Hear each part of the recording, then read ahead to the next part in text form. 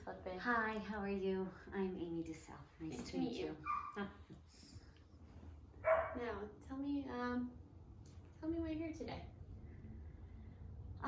Well, I've been feeling really down and I can't sleep. It's been going on for months and recently I started gaining weight and there's been a lot going on, but I don't know what to do. I'm grieving. Both my parents died, and just there's a lot of other stuff. And with this pandemic, everything's multiplying on top of each other, and I'm feeling overwhelmed. I'm very sorry to hear that. I'm sorry for your loss. Thanks. Now, may I ask how old you are? I'm 52.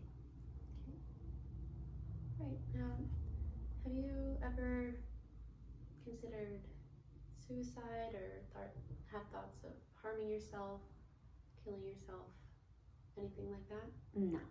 Okay. Now, do you know if there's a history of any mental illnesses in your family, or maybe not even diagnosed? One of my brothers suffers from depression, but none others that I can think of. Okay. Right, now, tell me about your medical history. Have you ever been diagnosed with anything? Have you ever, had any brain injuries, anything like that? No. I'm a little emotional sometimes, but I don't think, it's out of the ordinary. Okay. Do you have any history of substance abuse, or current or past? No. I drink occasionally, but Okay. nothing like that. Yeah. So tell me when these problems started. As close an estimate as you can. Maybe like a year and a half ago. Okay. And have all these problems been like the sleep, the feelings of being upset, the feelings of that was maybe like more like a year ago. year ago? Yeah. So do you mind me asking when your parents passed? Well, my dad died a year and a half ago, and I thought I was dealing with it pretty well until I was focusing on my mom, because they were married for 63 years, and that was the first time she ever lived alone, and she's 89 years old, so it was really hard for her, and she's pretty frail. So I was really worried about her, and I was trying to visit her as much as I could, and then a month later the pandemic hit, and I teach in elementary school, and actually the week that we closed, I was petrified because we closed because there was a case in my school, and I was so afraid that when I visited my mom over that weekend, I was afraid I might have brought some germs into her house, because she's pretty much a homebody. So she, as far as the pandemic goes, she's pretty safe because she doesn't go anywhere. She's not very mobile. But my siblings and I, all of us who love her and want to visit her and everything, we couldn't for the longest time, and it was hard on her and it was hard on us. We started Zooming on Sundays, so that helped a little, and she looked happy to see everybody, but it's not the same, and she's still living alone. And at one point she said she didn't want to live alone anymore or be alone at night, so actually my daughter went up and was helping to take care of her. So we've been very careful about not letting people in, but my daughter's also in college, she's remote, but still, like, we're both so nervous. We don't want to make my mom sick or do anything. There's just so much, and now, but with school it was hard because my schedule was totally changed, and the parents in the school district where I work were pushing for the kids to be in instead of be remote. The last half of the first year was very difficult being all remote, but I wasn't sure that I was really ready to go back and be with the kids either, just for health concerns and things like that. And I don't know, I teach elementary Spanish, so I see all of the kids in the school.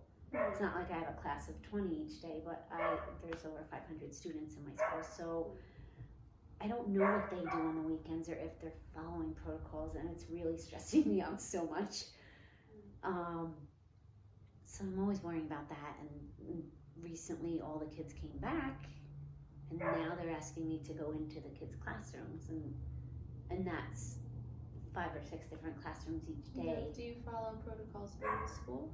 Everyone's wearing masks, and the kids had these shields up. They don't seem all that effective, but I don't know their families. I don't know what they do, and you hear them saying, "Oh, we played soccer at so and so's house the other day." No, So we weren't wearing masks, and I can't control them, but I can control myself. But I feel like I have no control anymore because everyone around me is. I'm at their whim, kind of. Do you get what I mean? Yeah, it's a loss of control. I understand that. Now, do you feel that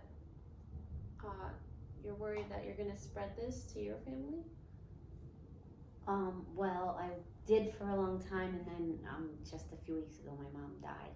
She didn't die from COVID, but when she died, then I have no parents, and it's.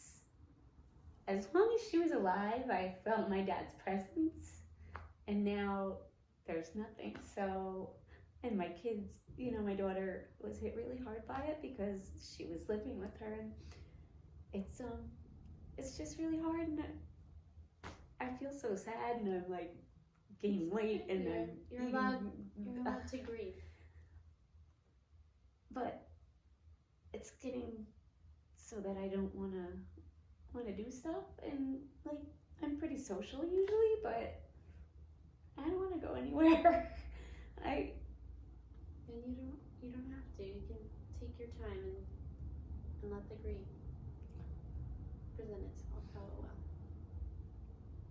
But I can't sleep, and I'm